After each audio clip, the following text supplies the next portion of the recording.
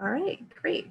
Well, welcome everyone. I suspect that people will continue to trickle in, but in the interest of time, we are planning to get started. So a big thanks to those of you who are listening in to our partner learning webinar.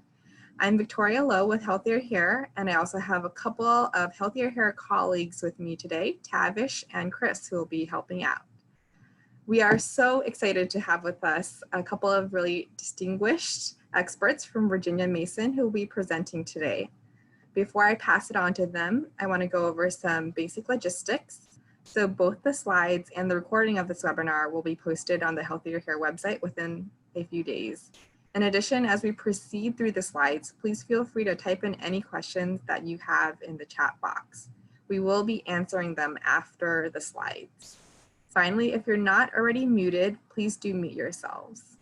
So without further ado, here's Doctors Beiter and Webster. Thanks, Victoria.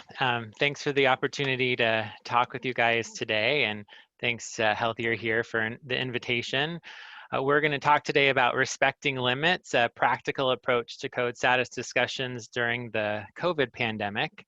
I'm Mark Beiter. I'm the medical director of the palliative care team here at Virginia Mason Medical Center in Seattle, and I am a palliative care physician. Currently, I work in the outpatient setting in an embedded palliative care clinic in our oncology department, so mostly seeing cancer patients.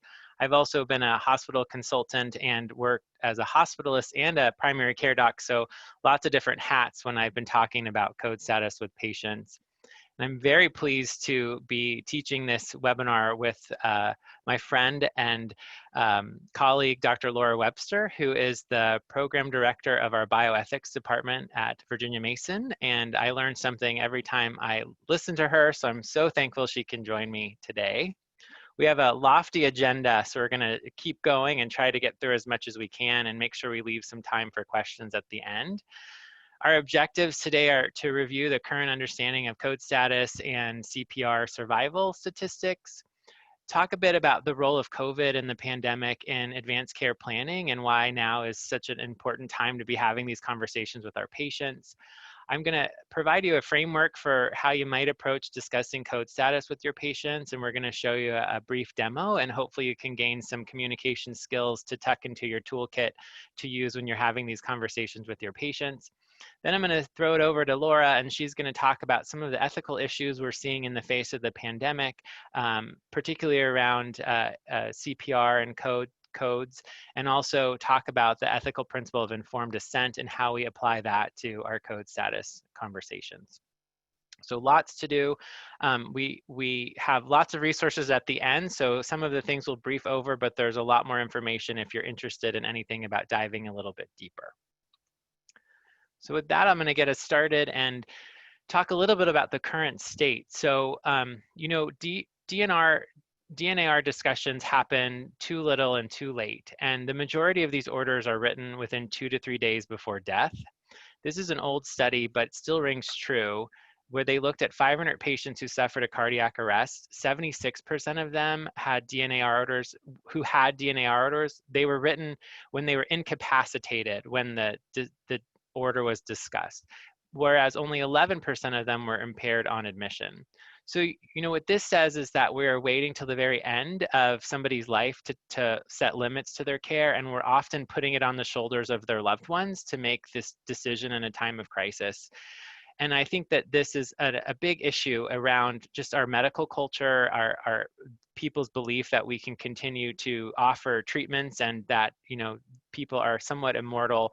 And we'll explore that a bit further later in the talk. Just to point out, I'm using DNAR, which says do not attempt resuscitation, which you may be familiar with from the PULSE form. And I'll talk a little bit about that distinction in a minute. You know, codes are a procedure, and oftentimes when we have these discussions, we really fail to satisfy informed consent. We really don't talk much about the patient's goals, what their chances for survival are, the risk benefits alternatives, and we usually just say, do you want CPR or not?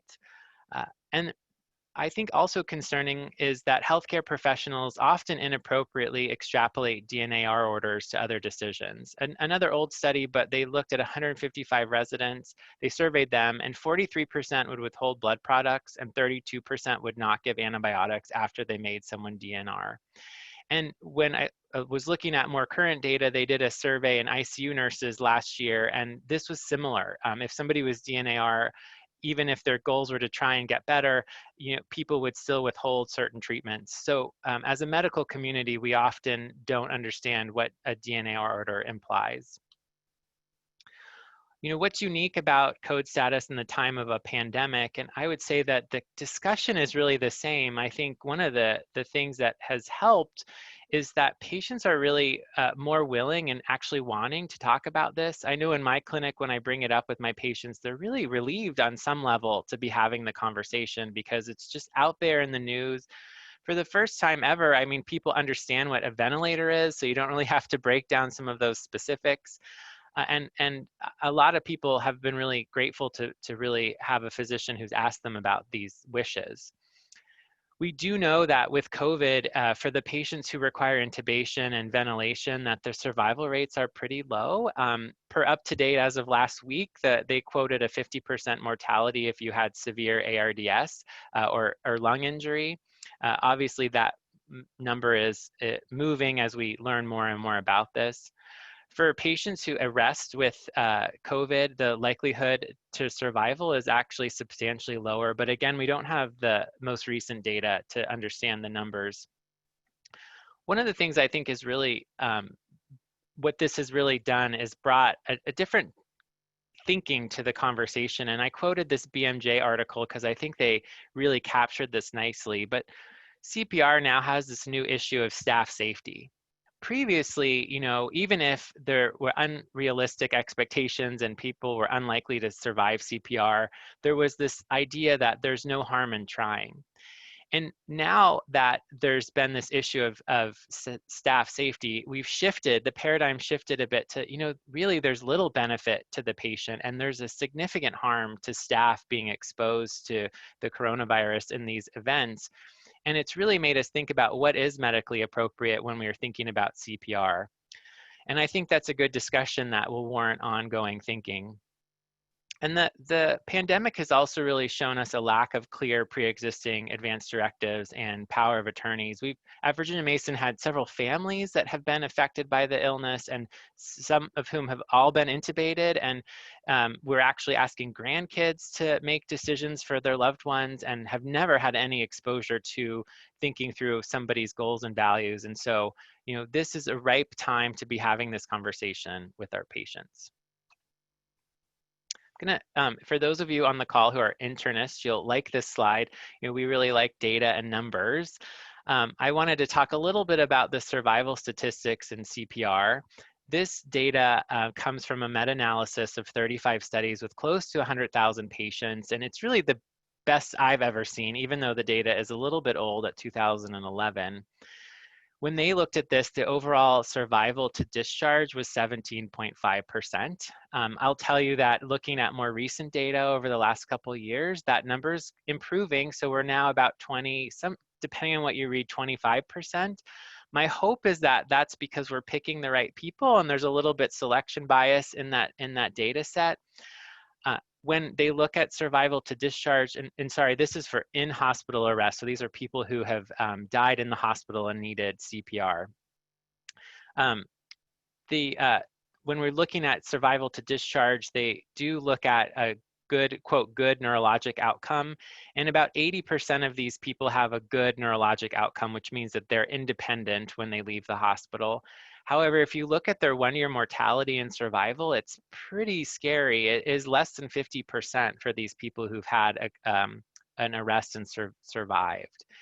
If you look down towards the bottom of this slide, if you have an arrhythmia and we can shock it, that's really the best chance of survival at 50%. Prior good health or cardiac disease, again, those people tend to do the best. As you start adding in COP, lung disease, diabetes, kidney disease, cancer, and elderly patients, those numbers go way down. I think surprisingly greater than 90, 0.1% in a pool of about 600 patients.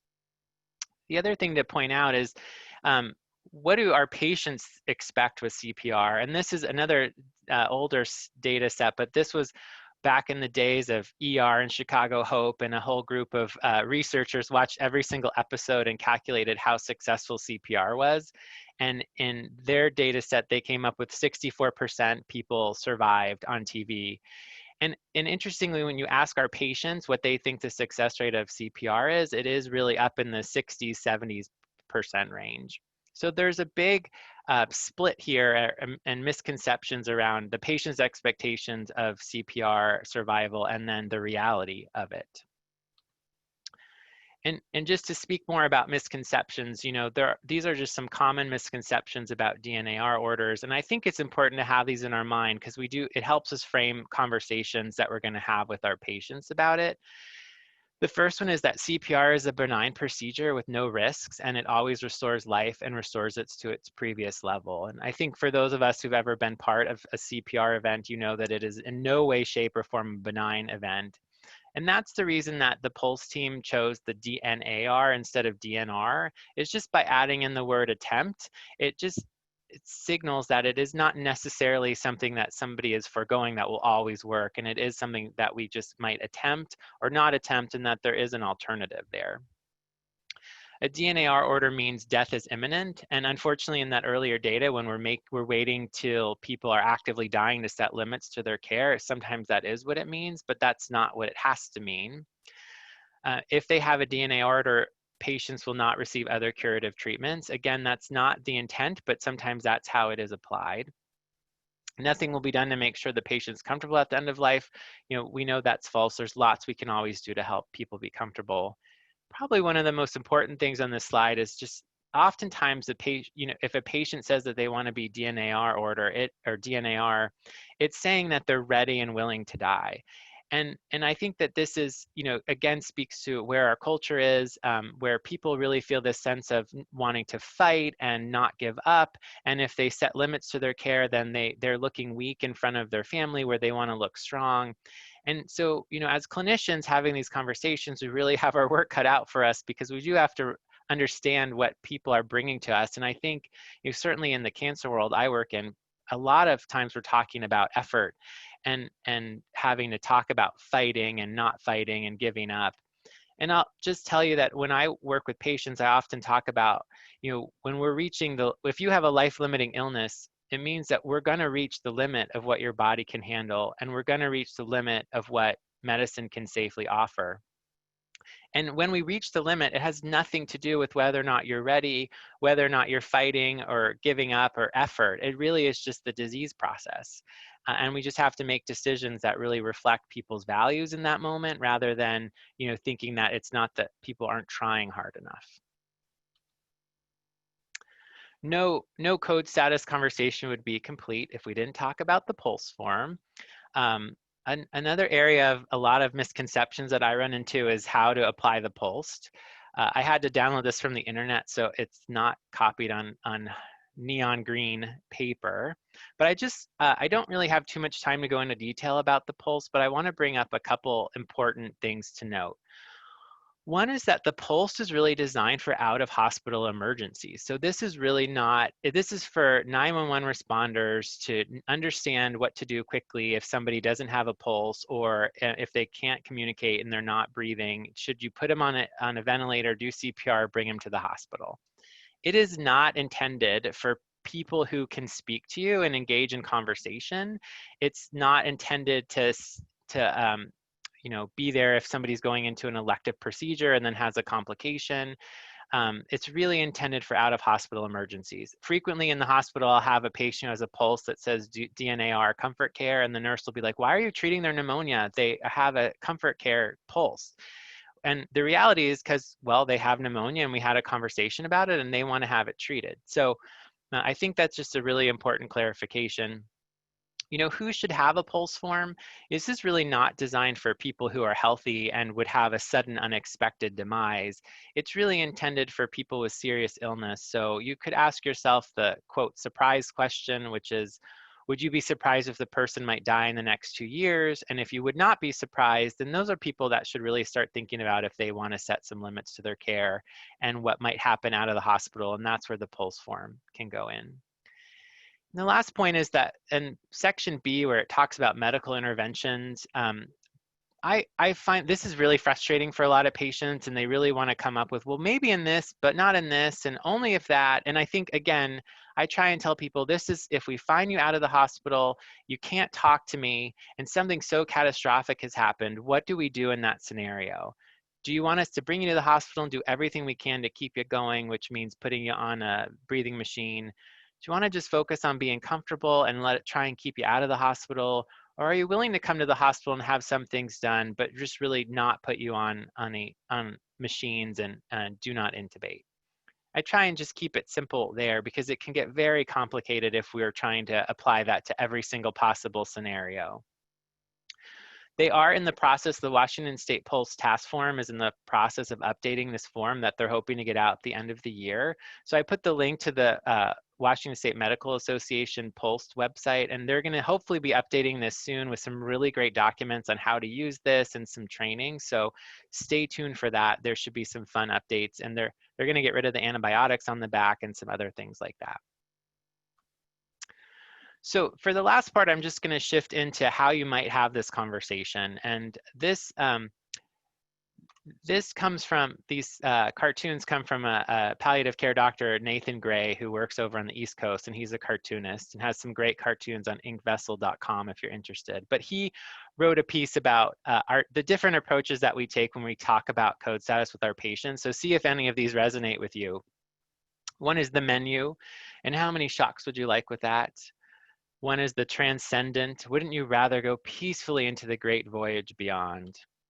The horrors, I'm sure we've all resorted to this. And then we crack your ribs.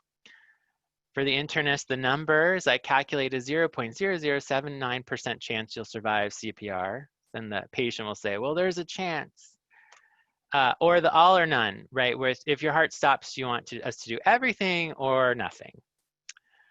And I think we all have resorted to one of these things when we have these conversations in one way or another. Again, you know, it's very important to talk about informed consent whenever you're doing a procedure, and this is a procedure. So when you're thinking through it, you really want to understand the patient's goals and values. It is so critical that they understand their disease course and their prognosis so that they can make an informed decision. And clinicians really back away from talking about prognosis. It shocks me at how many people have life-limiting illness, come to see me, and have no clue that their disease is progressive and it's going to be part of how they die. And then talking through the risk benefits of CPR. Again, it's pretty critical to talk about expectations around CPR, because our patients have very unrealistic expectations about how CPR works, that it's just going to be done and they're going to walk out of the hospital and we're just going to give them the next line of treatment. And probably the biggest take home from my point is this next line. Please consider providing a value-based recommendation based on your discussion.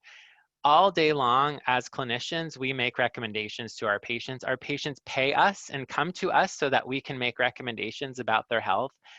Even something as simple as blood pressure meds, we pick a blood pressure med when we have 10 different options. We pick one because we understand the patient's compliance and their other illnesses and how to give them the best medication, so we recommend one.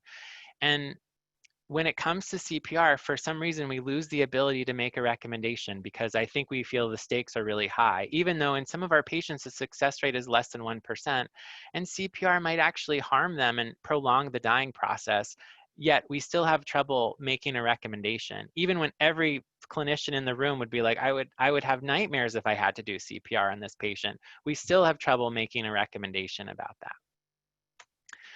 So I just want to set up a bit of a framework about how you might approach having this conversation. And I'm going to use some Vital Talk material here. I'm a Vital Talk trained facilitator. For those of you who aren't familiar with Vital Talk, they're a nonprofit organization whose mission is to improve communication for all patients living with a serious illness and their clinicians. They've done a lot of research on adult learning principles and really broken down conversations into really teachable situations so that people can improve their skill set and get a lot more comfortable having these conversations. If you ever get a chance to take a Vital Talk class, it will change how you practice. It has done that for me. And the website is here, and there's more information at the end about Vital Talk. The framework we're going to talk through quickly is something called GUIDE, and it's an approach for discussing serious illness. It's a mnemonic for get ready, understand what the patient knows, inform them of your recommendation, and then expect some emotion, so dignify that emotion, and then equip them for the next step. And I'm going to just break those down quickly. I think get ready makes a lot of sense, but I do think a code status conversation there's an approach and there's an algorithm, and if you rush it or you don't give it the respect it deserves, it will burn you every time, and oftentimes it will take 10 times longer because you haven't set yourself up for success. So you really want to give yourself a couple minutes to have the conversation and not just throw it in at the end. Oh, fill out this pulse. Do you want me to do everything or not? That's not going to be a value-based recommendation. I often start by normalizing the conversation. And again, I think this is where the pandemic has really helped us out. So the patient's not like, why are you bringing this up, doc? But the way I might say that is, in light of the current pandemic, I'm talking with all my patients about what to do in an emergency so I can make sure that we provide you with the care you want. Is that okay? And I think, that's a nice way to say it where it's hard for somebody to argue about it. The next step is understand. So this is the part where you really need to understand where is your patient at? What do they understand about their prognosis? What do they think about CPR? I put this question on here, but I don't know that I'd ask it, but it says, what do you think would be done differently after the resuscitation that wasn't being done before? And in our patients who are really getting close to the limit of what their body can handle, there's not much, we're not holding back, right? We're doing everything we can, but often in their brain, because they don't know the prognosis and the expectation of what to look for, because nobody's ever explained it to them, they think there's more to be done, and that if they say no, we're going to hold something back. So I think that's just an important thing to keep in mind as you're navigating the conversation. And depending on what they tell you, you may have to spend some extra time educating them on prognosis, really getting to understand their values. I don't have the time to do that in our short session today, but I did want to call out the Serious Illness Conversation Guide, which is another fantastic resource that really is a guide you read that gives you the prognostic statement and helps you elicit their values and fears and worries just by reading the guide. So there's some great training and information, and I've put that resource at the end of the talk as well. Probably the hardest part is making that recommendation and informing them. And you really want to do it with the smallest amount of words, which is really tough for those of us who like to talk and rely on our comfortable medical jargon. Usually I'll start by asking permission to offer a recommendation. Really what asking permission does is, number one, it signals to the patient like, hey, something serious is about to go down, I better pay attention. And two is, if they're feeling a little out of control, it gives them the sense of control in the conversation, because they could say no, that they don't want you to give the recommendation, and then you have to back off. The way you might do that is to say something like, based on the information we just discussed, I'd like to share with you a recommendation about what we might do in this type of situation. Is that okay? And then you give them the information, and for the code status, it's a lot of words, but ideally we call it a headline. So just the really briefest of things that they would basically tell their friend what happened, and just capture that meaning in a quick line.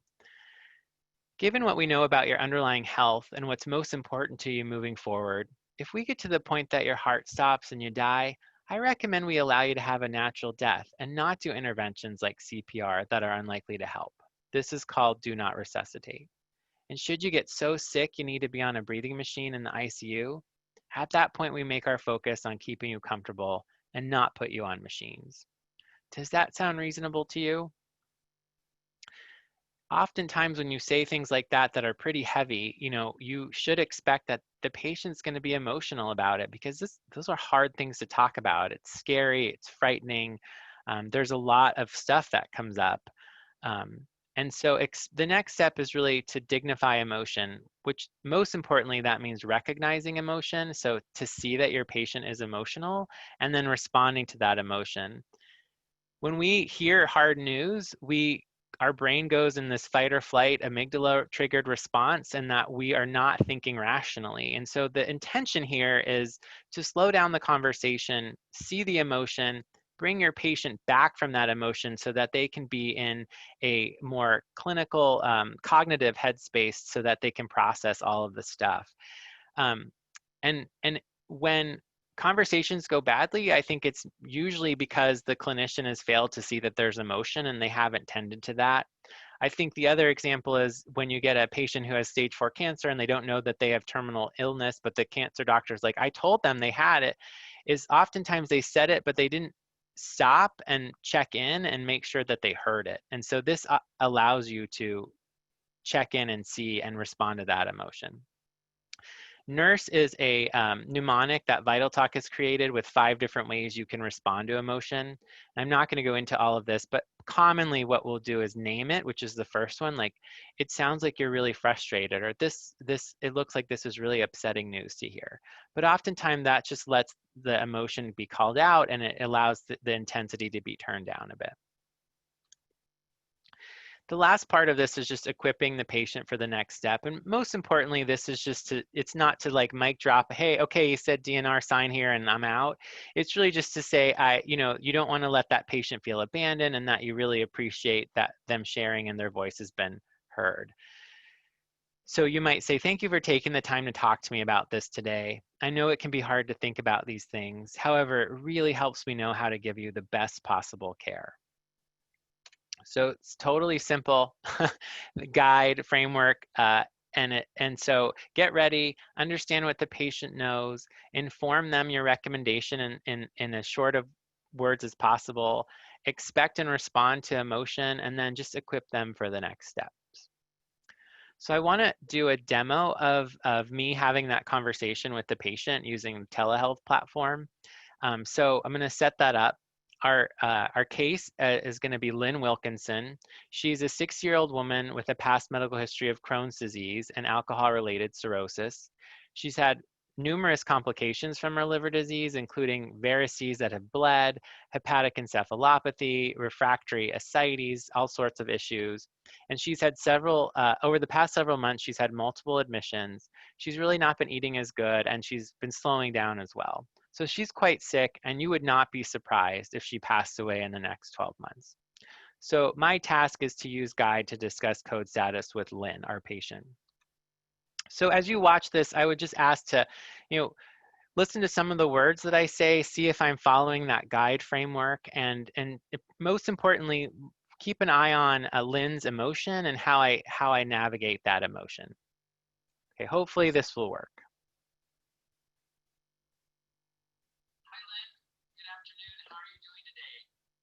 Dr. Mark, I'm doing a little better. Good to hear that. Thanks for joining me on the telehealth platform. I know it can be a little awkward at first. Yeah, it's kind of weird, but it's okay. Good. Well, are you alone, or is there anybody else in the room today? No, I'm alone. Everybody's gone. Okay. Did you hear me and see me okay? Yes. Great. I also have your phone number, so if we get disconnected, I'll call you right back. Okay, sounds good. Good. I'm glad to hear you're feeling better. I was hoping that we could spend some time at the beginning of our visit today talking about what to do in an emergency situation, just so we're prepared in case something like that were to happen.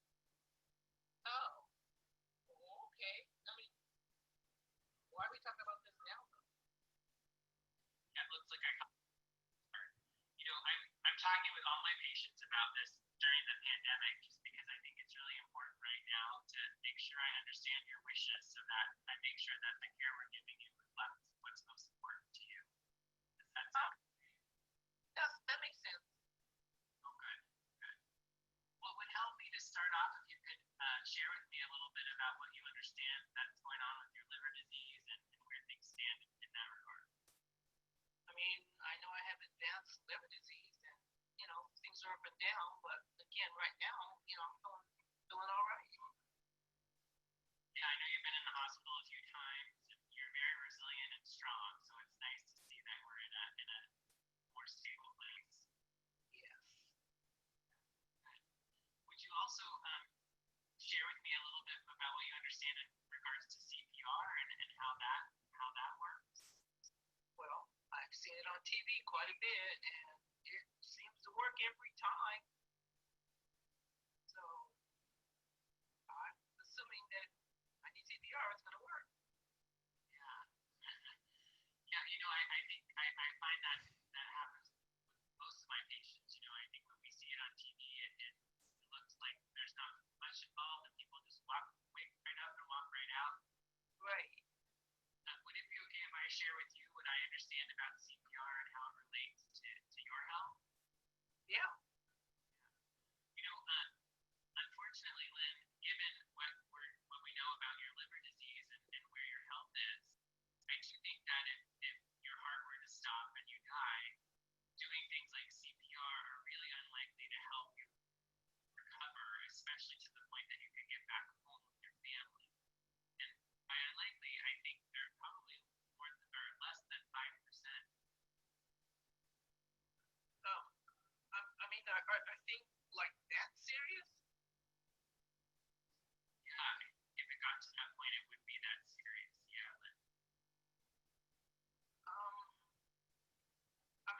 I understand that we need to, talk about this and make plans. I've talked about it with Jen some, but I haven't shared anything with the kids. So what? What do you say? What do I need to do? Looks like I really startled you a bit. Well, I said I was feeling a little bit better, so I just wasn't anticipating that, hearing that. Sure. Well, based on the information that we've been talking about and what I know about you in terms of how important it is for you to be at home and you to spend good quality time with your family, would it be okay if I make a recommendation about what we do in a situation like this were to occur? Sure. Well, Lynn, if we get to the point that your heart stops and you pass away, I recommend that we allow you to have a natural death and not do interventions like CPR or lymphedema. That's called do not resuscitate. And should you get so sick that you need to be on a breathing machine in the ICU, at that point we make sure we focus on keeping you comfortable and not putting you on machines. Does that sound reasonable? It does. And I don't want to spend, time in the hospital just being back and forth on machines. And it's something that we need to address, and I need to share with the kids and my grandkids. So I understand. I know you're such a strong person, Lynn, and you have such a loving family, and I really just want to make sure that you get to spend as much quality time with them, and I'm going to do everything in my power to make sure that happens for you. I appreciate that. I really do. And I know this stuff can be hard to talk about. I really appreciate you talking with me about this so I can understand your wishes in an emergency. And I know I need to be prepared. So, again, thank you. All right, Lynn. Take care of yourself. I will. Thanks.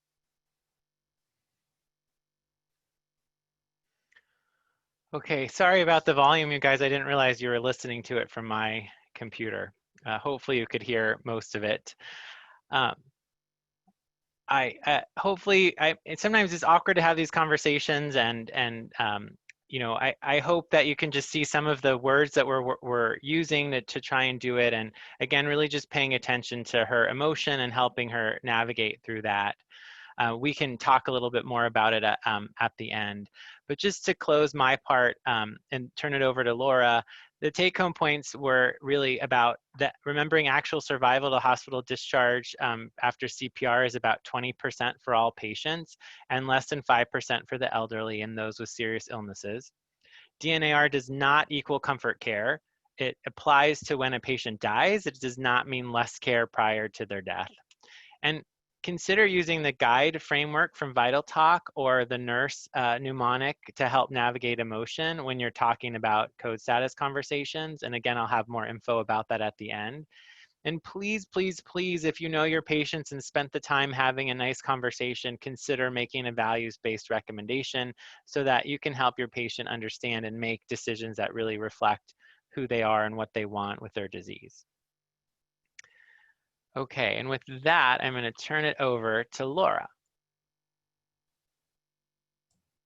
Thank you, Mark, for everything that I always learn from you as well. So I'm happy that you invited me to do this with you.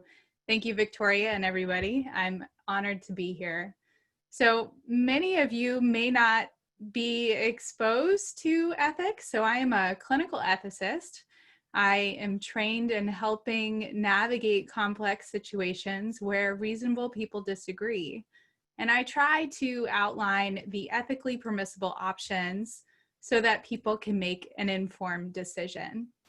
Next slide.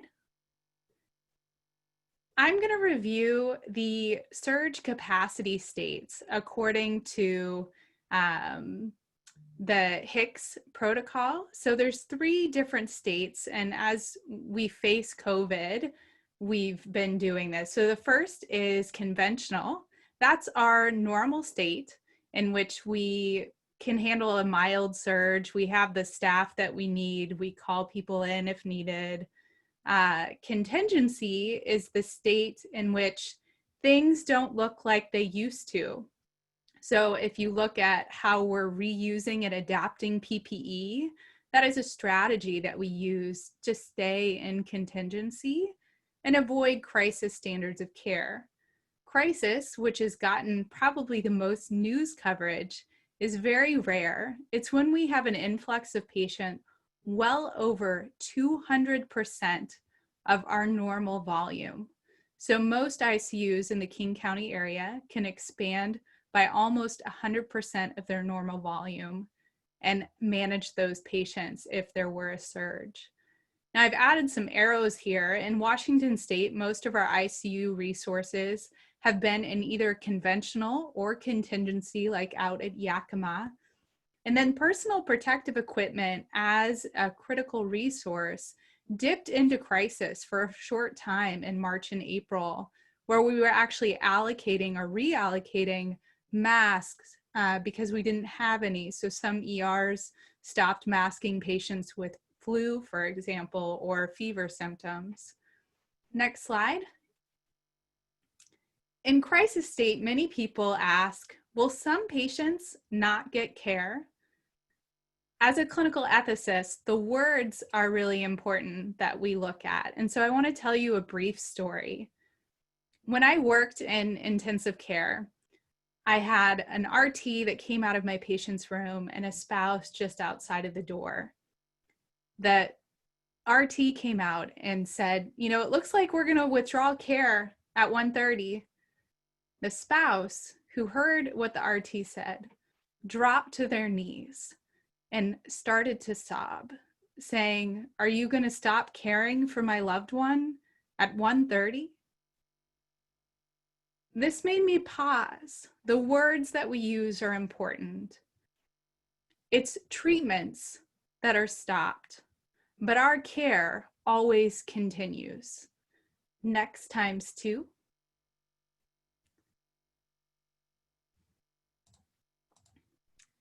And then so we're going to talk about COVID-19 and CPR. A lot of people have asked, should all COVID patients be do not resuscitate? Next. The answer is no. From an ethics perspective, we rarely unanimously come down with one recommendation. There's often multiple views. Next slide, and then progress ×4. So treatments are evaluated based on the situation. They used evidence-based practice and guidance. And as Dr. Beiter already mentioned, clinicians routinely offer recommendations about what's medically appropriate or not medically appropriate. Think about all the patients with infections. You figure out what antibiotic to recommend and do that. From an ethics perspective, the end of life is not different. Next slide, ×5. So when you look at a medical treatment, you're evaluating the clinical ailment or diagnosis In your mind, from a paternalistic standpoint, you are evaluating what treatments would be medically appropriate, what treatments would not be appropriate to offer. And then there's this in between where some things may work and may align with what the patient wants. Those are called potentially appropriate. And then over in the not medically appropriate, very rarely are some treatments considered medically futile, which in ethics is the bioethics F word. Next slide. ×5. So again, this shows the overlay of the patient's preferences on that same schematic. So the things that were medically appropriate, so think about a patient who says, I don't want to have chemotherapy. My cancer went in remission and now it's back. I know what that looks like and I don't ever want to have it again. So even though chemotherapy from a paternalistic standpoint is medically appropriate to offer and discuss, because it doesn't align with the patient's wishes or goals of care, it becomes not medically appropriate to proceed. Next slide. ×2. So Dr. Beiter talked about informed assent. Informed assent is something that you may not know about, but I promise you use in many different formats. So informed assent, very basically, if you break it down, is not a question like informed consent, but it's a statement. So think about the times in which you've prescribed a medication that was recommended due to a patient's ailment. We'll take the same example of an antibiotic. You often say, I believe that you have an infection that's bacterial. For that, we're going to prescribe medication X. And then you make sure that the patient understands the plan and agrees with it.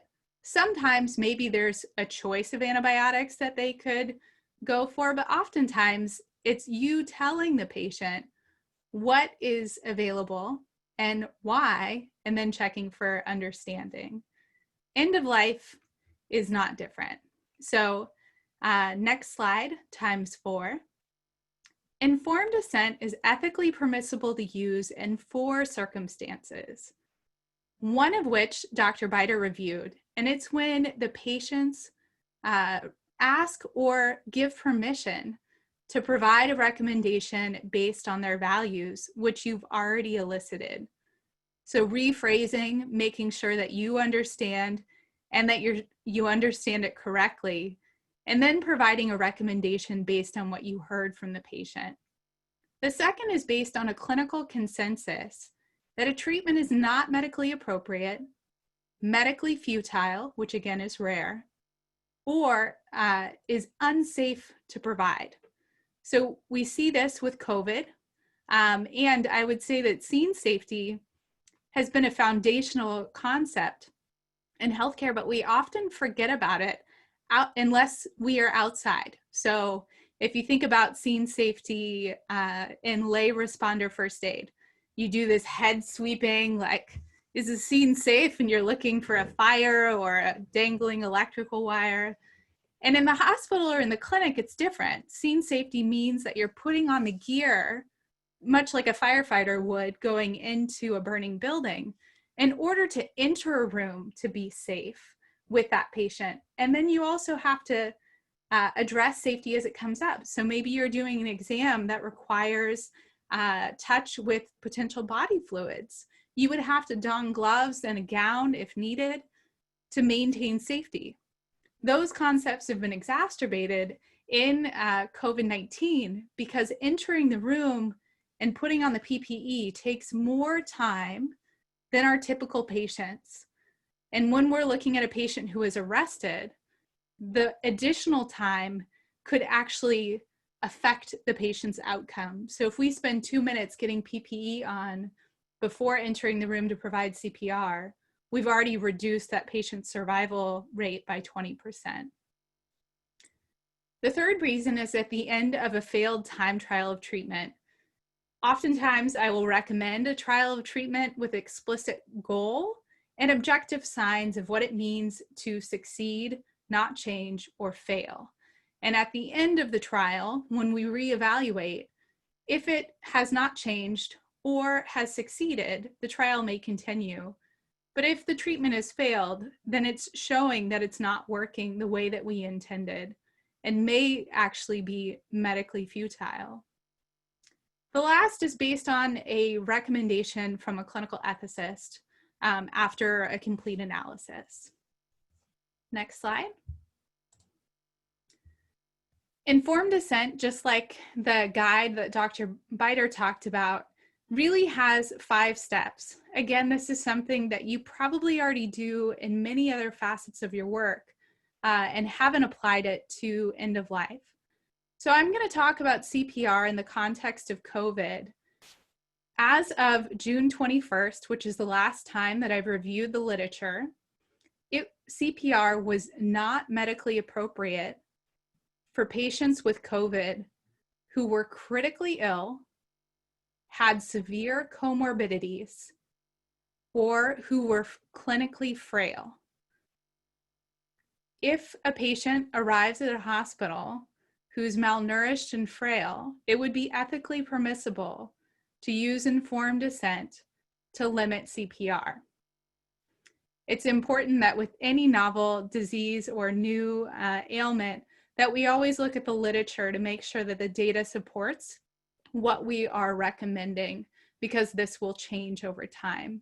For example, age was one of the factors when this first came out. And part of the reason it's not included here is because the data in itself was biased. Most of the people in China and in Italy were not treated over the age of 65, therefore raising the number of people who died in those age categories. And then the very last part of this is actually showing a brief video of what informed assent looks like. Let's see. And just to set it up, Laura, this is the same patient, Lynn Wilkinson. So she's the 6-year-old with advanced cirrhosis. She's now been admitted to the hospital with COVID. She's had worsening decompensated cirrhosis as a result, acute kidney injury, and progressive shortness of breath. She did elect to be full code upon admission, despite your skilled conversation around code status previously. Which can happen. She's had worsening hypoxia despite escalating her oxygen therapy. She's now on high flow oxygen, self-proning, and yet she's still having worsening respiratory status, and we're close to needing mechanical ventilation with her. Thank you, Mark. Lynn, how are you feeling today? Oh, I don't know. I'm not feeling that good. Yeah, so much has happened. You've been through so much. Yeah. Yeah, I can't imagine how hard this must be for you. Honestly, I'm tired. Yeah. Well, I know you've been doing everything we've asked of you and then some. Yeah. Yeah. Well, I'm here to follow up on our earlier conversation. We had talked in the past about what to do in an emergency situation. Right.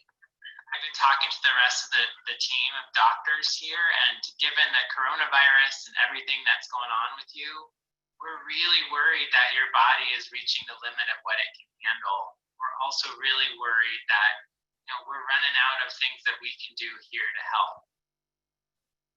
I understand. When you came in the hospital and the team talked to you, it sounded like you wanted us to do everything, including CPR and being on the breathing machine. Yeah, and I did. At that time, I really did. Yeah. Well, we sure do want to do everything that's medically appropriate to help you, based on what you want us to do. And that includes even going on the breathing machine if that's necessary. While we hope that this doesn't happen, if your heart were to stop, we want to allow for a natural death and to provide comfort. And under circumstances like this, we don't offer CPR. I understand. I saw what my dad went through, and I don't want that to happen. I mean, they brought him back, but he wasn't really back. I don't want that. Yeah. But I really appreciate you sharing with me that story, and I don't want that for you either, and I hope that the treatments we're offering now will help you get better. And if they don't, we're still going to make sure that you're comfortable, and we're going to be here with you the whole way, okay? I appreciate that. I really do. Yeah. Do you have any questions about this? No, no questions, no questions. All right, Lynn, you hang in there. Thanks, Dr. Mark.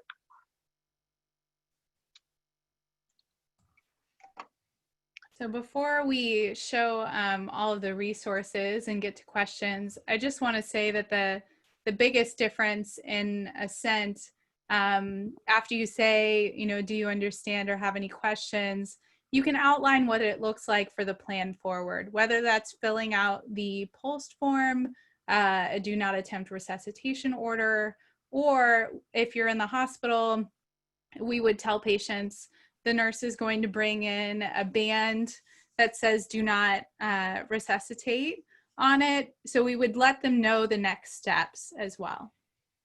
And Mark, I'll hand it over to you for resources. Yeah, thanks, Laura. Sorry again about the video, the volume on the first video. Hopefully it was better the second time.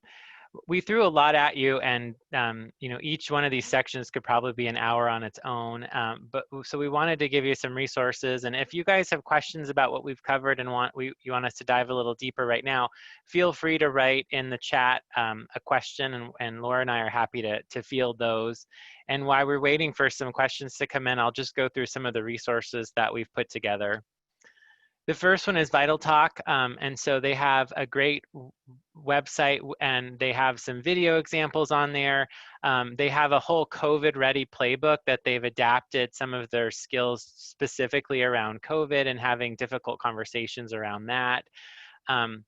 As Michael Light mentioned, they have a app, and it's called Vital Tips, and you can download that for free. And it has the different frameworks and mnemonics in there. The serious news is the guide one. This is the nurse for how do you respond to emotion. Lots of different things in there, and it's a great tool. The Center to Advance Palliative Care has partnered with the Serious Illness Conversation people as well as Vital Talk, and right now all of their COVID resources are free to anybody. So this is an excellent website to get some really good education and different things. So they have advanced care planning, goals of care, symptom management with some really great modules, and I believe you can even get CME credit right now for free. So that's a great resource at your disposal. The Institute for Human Caring in Providence had put together some fantastic 1-hour virtual trainings for frontline clinicians in different areas about how to have conversations in the pandemic. However, when I just looked up recently, they end in July, so there's not much opportunity left. But I put the website up. They're going to try and make some of those modules online, and so that people can reference, and they're pretty great training that also relies on Vital Talk techniques. And lastly, the Serious Illness Conversation Guide is a really fantastic resource, especially for people who don't feel very confident having conversations around goals of care and values. It is a patient-tested guide that you walk through with patients, and there's some videos online. They've also made it COVID-centric, and they walk you through it there too. So this is another great resource for you as well. All right. Any questions? I don't see anything in the chat box. We probably overwhelmed you. There was too much information in there, but.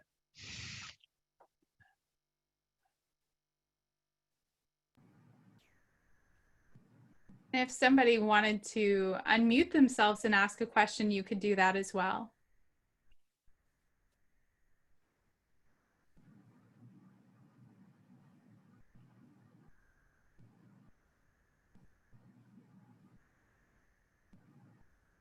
Maybe I can ask you a question, Mark. Right. When you first started using informed assent, can you tell me about how that experience or using informed assent felt and how it changed your practice?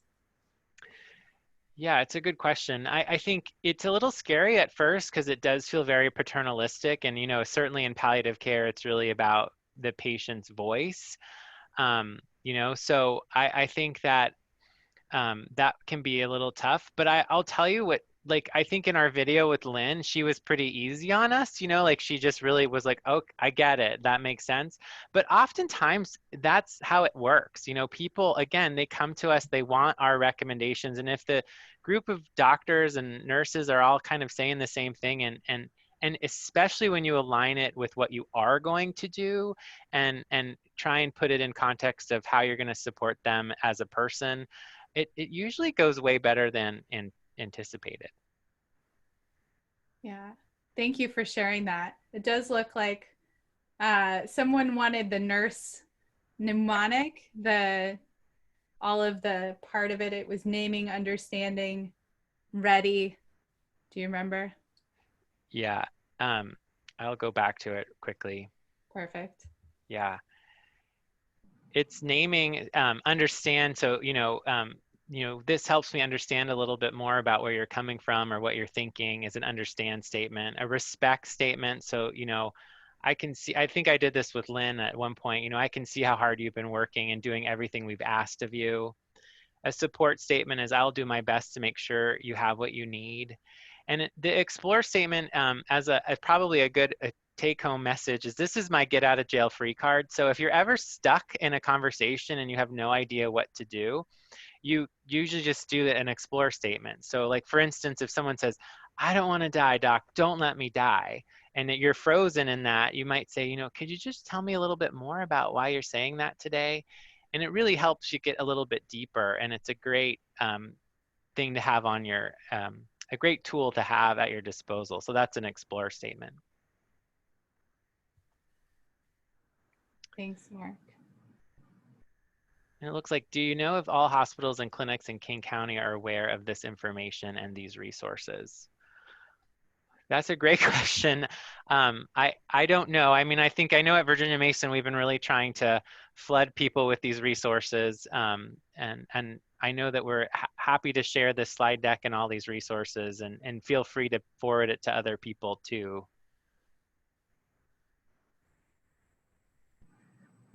All right, I think that's a good question to end with, because we will be posting again all the information, both the recording as well as the slides on our website, and we will email them to everyone who registered for the webinar.